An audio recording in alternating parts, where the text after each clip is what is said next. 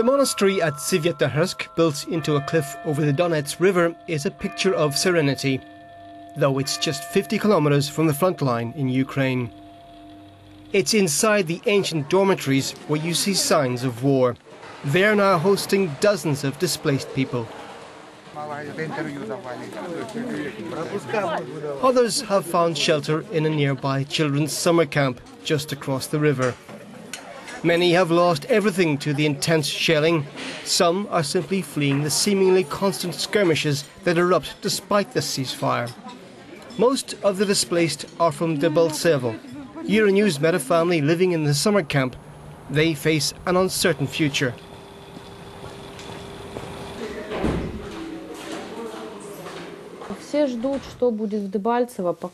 Everyone is waiting to see what happens in Debaltsevo.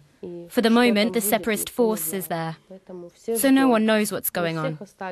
Everyone, we all have relatives there. Of course you want to go back, at least to see what's there, how things are there, what's going on. I'm the head manager of the fire service at the Debaltsevo train station.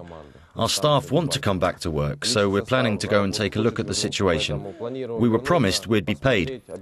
But of course, if the situation's the same as now, we'll leave, because we want to give our children a normal, international standard education. Our flat took a direct hit from a bomb. The balcony and the windows were blown away. For the moment, the structure's still okay, so we'll probably go back.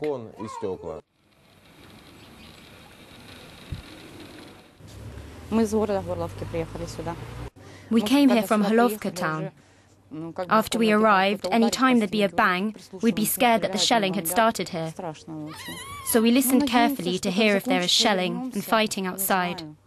It's very scary. We hope that when everything is over, we can go back. I don't know. When the ceasefire came, we were promised everything would calm down.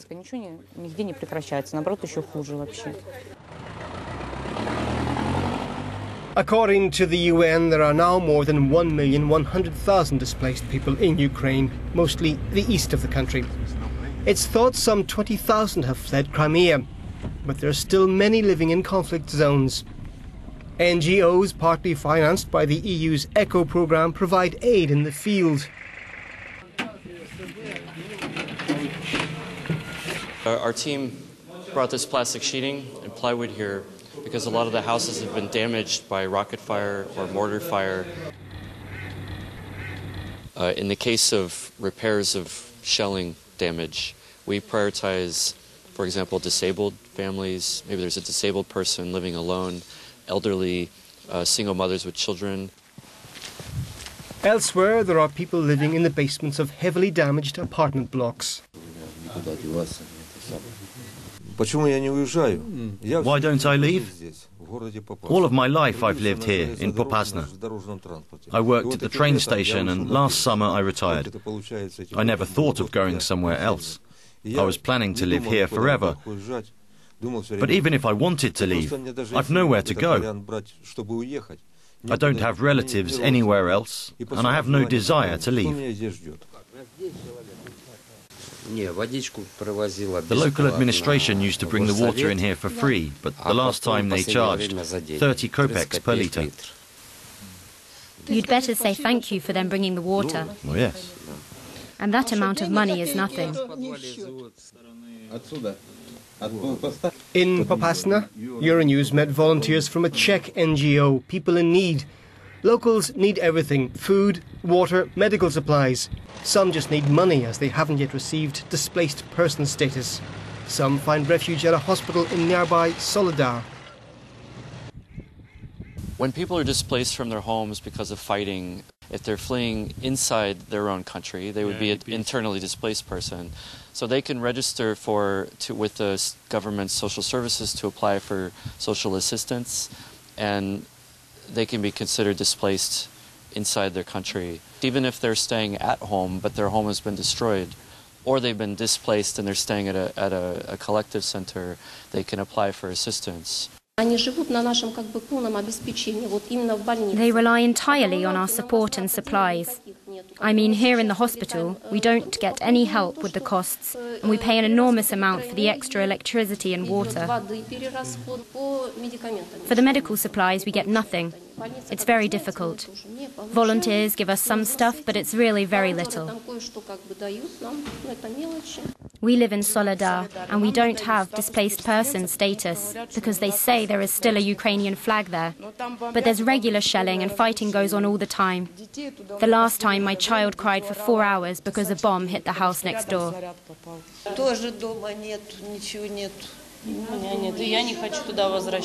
Where should I go? We have almost nothing to live on. My mother gets a pension and I get a little bit. I get 1,000 hryvnia, but this is for losing our breadwinner. The cash grants can vary. It depends on their specific need. The cash grant can range anywhere from $50 to $300 for each household, depending on the need. If they need a surgery, for example, for their child, if they have some kind of urgent need for winter materials or blankets and clothing because their apartment has been destroyed, this kind of thing. Pisky remains a flashpoint between the two sides. It's close to Donetsk airport and there's still occasional fire. The village of Pervovayask is just 200 meters from the front. Almost everyone has fled, but a couple of families have stayed.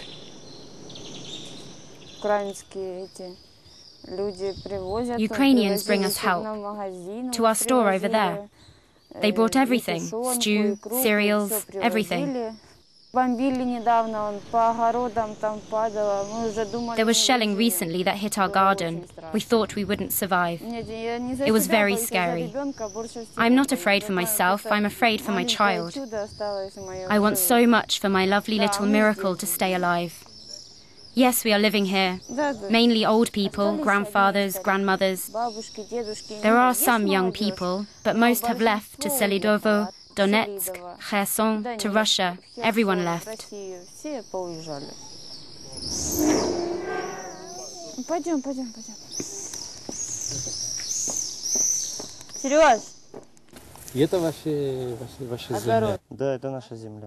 Yes, that's our land. We help some people to rebuild their fireplace or whatever. We help each other in that way. There's no gas here at all. The water supply is interrupted all the time. Sometimes it's there, sometimes it's not. Electricity, one day it's there, and for the next 2 days it's not. We can't leave because this is our land. Why should we leave? Let those leave who came to our land.